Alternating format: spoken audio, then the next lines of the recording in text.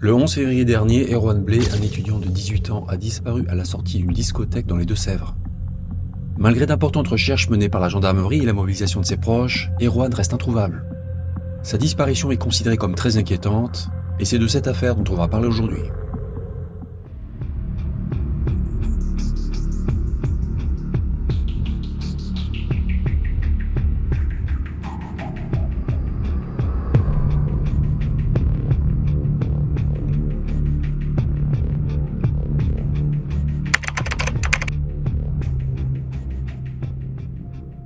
Partons à Sorey, une commune dans le département des Deux-Sèvres, à une cinquantaine de kilomètres au nord-est de Niort.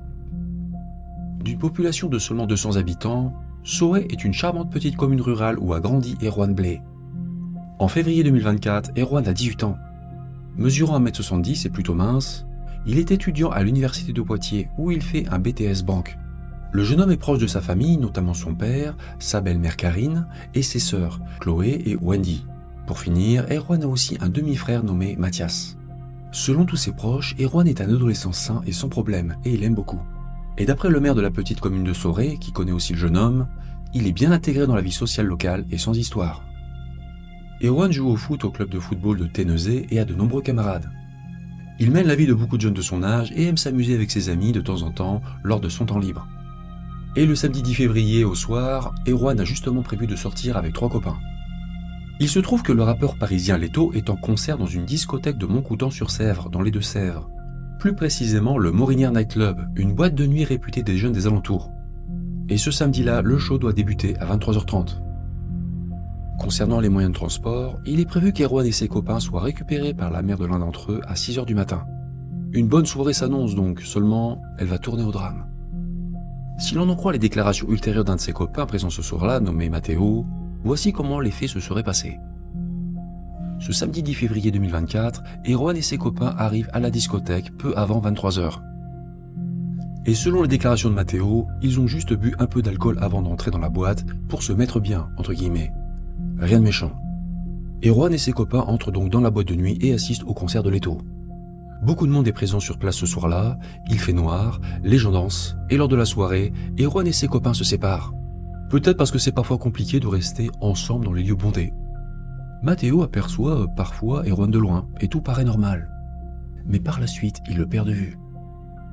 Et plus la soirée avance, moins les choses sont claires, on sait pas trop ce qui se passe en fait. Ce qui est sûr, c'est qu'à la fin du concert, Matteo et ses 2 autres copains commencent à chercher Erwan à l'intérieur de la boîte. Seulement, il est introuvable. Par la suite, les heures défilent, et quand la mère d'un des copains vient chercher la bande, Erwan manque toujours à l'appel. Quand le jour revient, le dimanche 11 février, on est toujours sans nouvelles d'Erwan et sa disparition est signalée à la gendarmerie. Dès le départ, la famille d'Erwan est tracassée, elle se dit qu'il est passé quelque chose d'anormal. À 10h15, Chloé, sa sœur, publie sur Facebook un avis de recherche précisant la tenue qu'il portait lors de sa disparition. Un jean noir, un sweat Nike vert foncé et des baskets noir et blanc. Vous voyez sur la présente photo la tenue exacte qu'il portait ce soir-là. La famille indique dans son message qu'elle ne souhaite pas être hâtive dans ses conclusions. Il est vrai qu'on n'est que 7 heures après la disparition. Erwan est peut-être tout simplement chez quelqu'un qu'il connaît, mais sa famille est inquiète malgré tout. Parce qu'un autre élément est angoissant, et cet élément est lié à la situation géographique de la discothèque dans laquelle l'étudiant a passé la soirée. La discothèque est en effet entourée d'étangs et de la rivière de la Sèvre nantaise. À proximité se trouve également le parc de Pescalis qui comptabilise plus de 100 hectares de lacs. Et quand on examine la carte, on se rend compte qu'il y a énormément de ruisseaux, étangs, plans d'eau dans lesquels on pourrait tomber. Et vu qu'Erwan, quand il a quitté la discothèque à pied, était apparemment alcoolisé et probablement fatigué, c'est un scénario crédible. Et on redoute à raison qu'il ait succombé à une noyade. Dans cette affaire, les autorités sont quand même très réactives. Dès le dimanche matin, des militaires organisent une opération de ratissage dans la zone de la disparition. Accompagnés des proches d'Erwan, ils quadrillent le secteur. Dans le ciel, un hélicoptère de la gendarmerie survole le site à la recherche d'indices.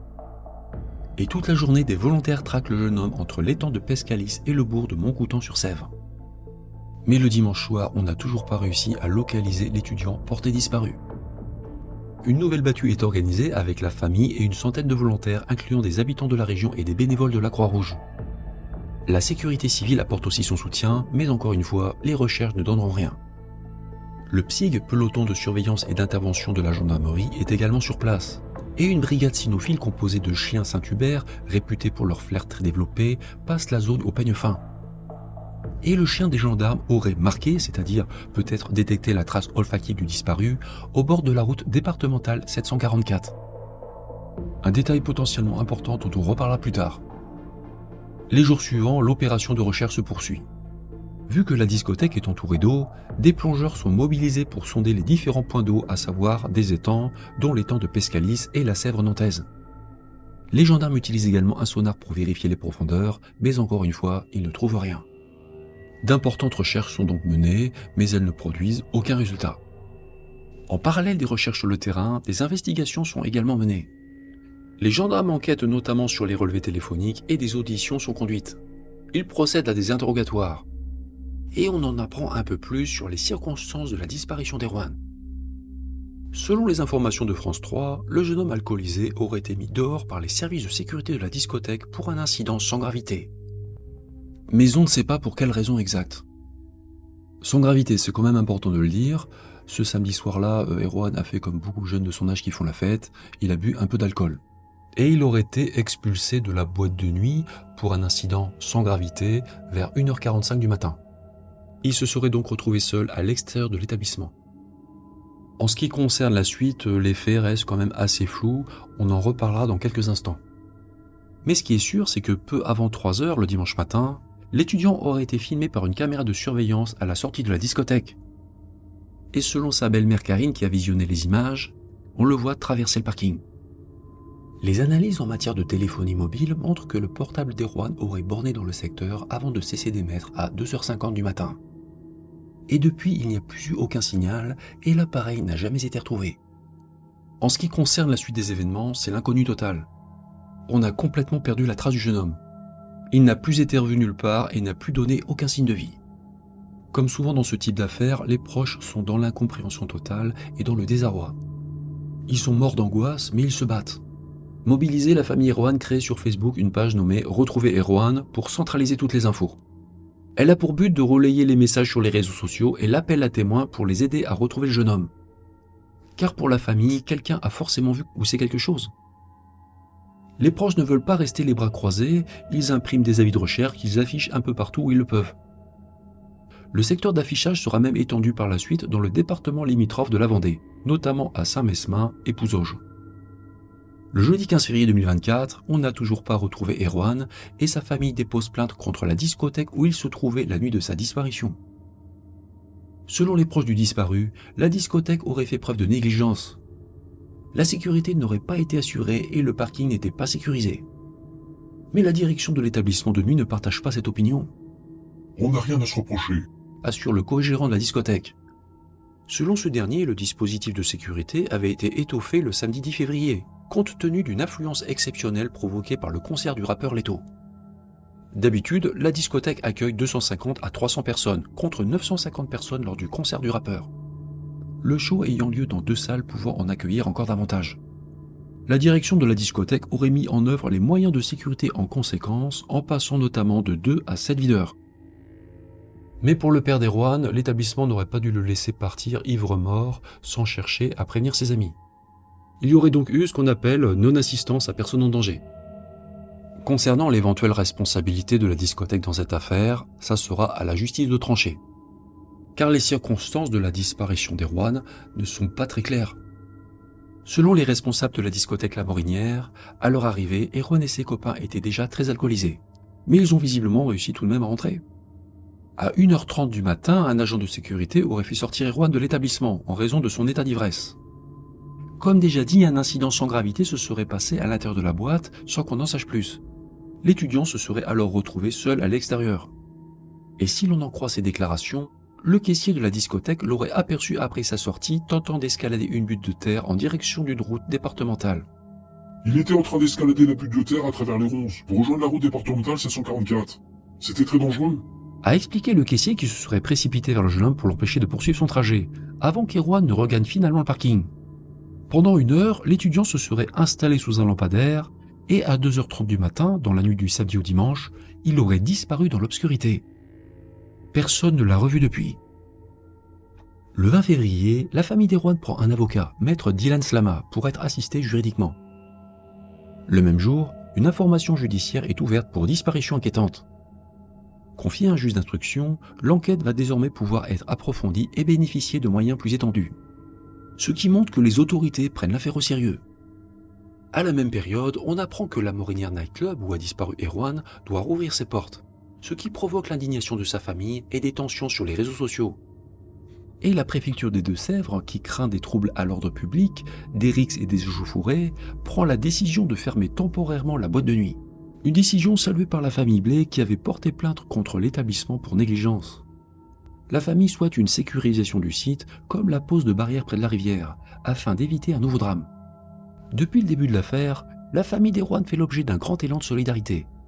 Beaucoup de bénévoles apportent leur aide sur le terrain, la mairie de Soré les soutient et une pizzeria de Montcoutan leur offre même de la nourriture et des boissons. Et les proches d'Erwan leur en sont infiniment reconnaissants. Tant d'humanité leur réchauffe le cœur et leur donne l'énergie de continuer. Car cette disparition est extrêmement difficile à vivre. Le 22 février, les sœurs d'Erwan, Wendy et Chloé, expriment d'ailleurs leur désespoir dans les médias. Elles appellent à l'aide pour retrouver des indices sur la disparition de leur frère. On a l'impression qu'on cherche quelqu'un d'autre en fait, c'est super... C'est surréaliste, ça nous dépasse complètement de s'imaginer qu'on parle de notre petit frère, qu'on parle de notre famille. Enfin, ça crée vraiment une dimension totalement lunaire en fait. Enfin, on n'a pas l'impression d'être dans la réalité, mais on y est puisqu'il n'est pas avec nous. Et ouais, là on commence à se dire on va vivre quelque chose de très compliqué. Deux sœurs plus que jamais unies, elles s'adressent aujourd'hui à leur frère. On l'aime très fort et que oui, si jamais il a décidé de partir quelque part, au moins qu'il nous le dise, ou si jamais quelqu'un l'a pris avec lui, parce qu'on ne sait pas en fait. Enfin, j'ai pas les mots. Tu nous manques, Erwan, vraiment. Sa photo a été placardée dans toute la région, avec un objectif, sensibiliser le plus grand nombre à la disparition d'Erwan. On a besoin que les gens n'oublient pas et nous aident à apporter chaque petite pierre à l'édifice pour pouvoir construire ce chemin vers la bonne piste et avoir nos réponses. Le 10 mars 2024, un mois après les faits, Erwan n'a toujours pas été localisé. Et sa famille organise un rassemblement de soutien à la salle des fêtes de Soré, la commune d'où Erwan est originaire. Ce rassemblement a pour but de continuer à parler de lui.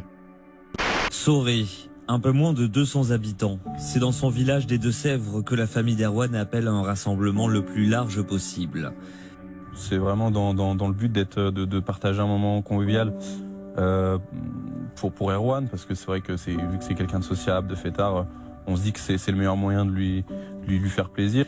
Malgré l'angoisse et une attente interminable, Mathias refuse de baisser les bras. Le fait qu'on soit solidaire et qu'on y croit tous, ça nous donne un élan d'énergie sans lequel on pourrait peut-être tomber, quoi. Car même si elle n'a aucune piste, même si elle ne sait rien, la famille s'accroche. Les proches d'Erwan gardent espoir et continuent de se battre, même si l'attente est insoutenable. Et plus les jours avancent et plus c'est difficile. C'est difficile de trouver... C'est difficile de trouver une motivation pour se lever le matin. C'est difficile de trouver des raisons de vivre, nous. Mais pour les enfants aussi, pour mes belles-filles, mes gendres. C'est très difficile de reprendre le travail ou simplement d'avoir une activité de vie normale et de se dire, mais je suis là, limite je souris ou je ris. Et Erwan, il rit pas. Et ça, c'est insupportable. C'est d'une violence et quand je disais sur la page que c'est une douleur physique, c'est vrai. La douleur, on la ressent physiquement. Le manque, l'absence, c'est horrible. Hier soir, j'ai eu un moment, ma fille a descendu l'escalier, je me suis tournée, j'ai vu Erwan. Ça m'a... C'est effroyable. Il y a pas... Enfin, tant qu'on ne traverse pas ce genre de choses, on n'imagine même pas ce que ça peut vous faire endurer. Comme vous l'avez compris, Erwan n'a toujours pas été retrouvé à l'heure actuelle, malgré l'importante mobilisation des gendarmes, de ses proches et de leur soutien. En ce qui concerne les investigations, elles continuent. Heureusement, 5 enquêteurs restent mobilisés sur l'enquête, mais il semble qu'aucune piste ne soit privilégiée par les gendarmes à l'heure actuelle. Avant de voir les théories, je vais remontrer l'appel à témoins concernant Erwan, sait-on jamais. Car si vous disposez d'informations dans cette affaire, vous êtes invité très fortement à contacter la gendarmerie de Montcoutan-sur-Sèvre. Mais s'il vous plaît, ne les dérangez pas pour rien, parce qu'ils vérifient tout. Merci de les contacter vraiment si votre information est fiable et sérieuse. Nous avons vu les faits, mais l'émission n'est pas terminée, ne partez pas. Nous allons maintenant passer en revue les principales théories envisageables dans cette affaire. Pour tenter de comprendre la disparition d'Erwan, une fuite volontaire semble peu probable pour ses proches. Car d'après sa belle-mère, Erwan était un ado lambda, bien dans ses baskets, sociable et calme, il n'avait aucune raison de partir. De plus, il est établi qu'avant de se volatiliser, Erwan a été exclu de la discothèque. Il n'est pas sorti volontairement. Selon toute vraisemblance, il lui est arrivé un incident imprévu après qu'il ait quitté la boîte de nuit vers 3h du matin. Il lui est arrivé quelque chose, quoi, impossible de le dire. Et étant donné la situation d'Erwan, seul, à pied, en état d'alcoolémie, dans un environnement avec beaucoup de plans d'eau, on pense forcément à un accident. L'accident était l'hypothèse qui semblait la plus plausible au départ de cette affaire, vu la configuration des lieux. Parce qu'il arrive que des étudiants disparaissent après une sortie en discothèque, en France, et ils sont retrouvés, souvent malheureusement, dans des rivières ou dans des plans d'eau. Par exemple, en septembre 2023, un étudiant de 20 ans nommé Sami El Yousfi Alaoui, étudiant en école nationale d'ingénieur à Brest, a disparu après une sortie en boîte de nuit. Et le corps du jeune homme a été retrouvé 5 jours plus tard dans le port de Brest. Sami se serait noyé. Un autre exemple, plus ancien, présente lui une similitude avec celui d'Erwan, celui de Marie Lama. En janvier 2015, cette étudiante âgée de 22 ans avait disparu après une soirée arrosée dans une discothèque de Rennes. Elle avait d'ailleurs été expulsée de la boîte vers 3h40 du matin. Seule, à pied, la jeune femme avait disparu. Et 5 semaines plus tard, on avait repêché son corps dans la Vilaine, le fleuve qui coule à Rennes. La jeune femme se serait apparemment noyée. Et dans cette affaire, la mère de Marie avait porté plainte contre l'établissement de nuit. Mais on ne sait pas quelle suite a été donnée à cette plainte par la justice. En tout cas, grosse pensée pour ces familles meurtries. Pour revenir au cas d'Erwan, pour l'instant on n'a pas repêché son corps, mais il n'est pas impossible qu'on le retrouve dans quelque temps. Il se peut qu'Erwan soit toujours dans l'eau quelque part dans la région, parce qu'on est dans un secteur très humide et l'eau peut être parfois trouble. Il faut continuer les levées de doute, continuer les vérifications, fouiller un maximum d'endroits. Peut-être qu'Erwan est quelque part, soit dans un lieu qui a déjà été fouillé mais on est passé à côté, soit dans un autre endroit, plus loin en fait. Parce que même si Erwan, qui n'était pas dans son meilleur état de forme et de discernement, quand il est sorti de la boîte de nuit, aurait quand même pu marcher, divaguer assez loin dans la nature. En tant que joueur de foot, jeune et sportif, Erwan a pu parcourir une assez longue distance à pied et avoir un accident fatal loin de la boîte de nuit. Dans le cadre de l'hypothèse accidentelle, d'autres cas de figure sont possibles. Erwan a aussi pu faire une chute fatale en zone rurale ou alors se faire percuter par une voiture. Car rappelez-vous d'un détail intriguant. Selon Ouest France, l'un des chiens de la brigade cynophile de la gendarmerie aurait marqué au bord de la route départementale 744, qui longe la discothèque. Le chien aurait donc senti quelque chose à cet endroit pouvant mettre les enquêteurs sur la trace d'Erwan. Cela peut suggérer donc que l'étudiant a marché sur cette route. Et une fois sur la route, il pouvait marcher dans la direction de la commune la plus proche, Montcoutan-sur-Sèvre, dont les premières maisons d'habitation ne sont qu'à 620 mètres. Sachant qu'une personne marche en moyenne à une vitesse de 5 km/h, Erwan pouvait y être en 7 minutes. Si jamais Erwan est parti effectivement à pied le long de cette route départementale, il aurait très bien pu être renversé par une voiture. Mais vu qu'aucun accident de la circulation n'a été apparemment signalé dans le secteur la nuit des faits, on peut envisager un scénario. Erwan aurait été percuté par une voiture et pour une raison qui lui appartient, le chauffeur n'aurait pas appelé le secours. Craignant d'avoir des problèmes avec la justice, il aurait embarqué son corps pour s'en débarrasser ailleurs. Mais attention, ça n'est que pure spéculation, aucun élément ne vient appuyer cette théorie. Parce qu'il faut le dire quand même, c'est vrai, dans les cas d'accidents avec délit de fuite, en général, les voitures se contentent de partir sans s'arrêter, quoi. Et on aurait peut-être trouvé quand même des traces d'une collision voiture-piéton sur la chaussée. Les enquêteurs ont, semble-t-il, prêté une attention particulière à cette route, la RD 744, qui relie la boîte de nuit au bourg de Montcoutan-sur-Sèvre, mais il semblerait que pour l'instant, tout ça n'ait rien donné. Pour être complet dans les théories sur la disparition d'Erwan, il faut aussi dire qu'on ne peut pas écarter la possibilité d'une agression. Parce que quand Erwan a quitté la boîte de nuit, il était seul, alcoolisé, il n'avait peut-être pas le meilleur discernement et il était donc vulnérable. Et vu qu'il n'était pas très costaud, il mesurait 1m70 et était plutôt mince, il n'était peut-être pas en état de se défendre. On va éviter de trop spéculer par respect pour les proches, mais si Erwan a effectivement atteint la route départementale, s'il a commencé à marcher le long de cette route, il a pu être pris en stop. Peut-être qu'un automobiliste s'est arrêté spontanément pour lui proposer de l'emmener, peut-être qu'Erwan a accepté, seulement le conducteur avait d'autres projets pour lui. Dans le cadre d'une éventuelle piste criminelle, revenons sur un point dont on avait parlé.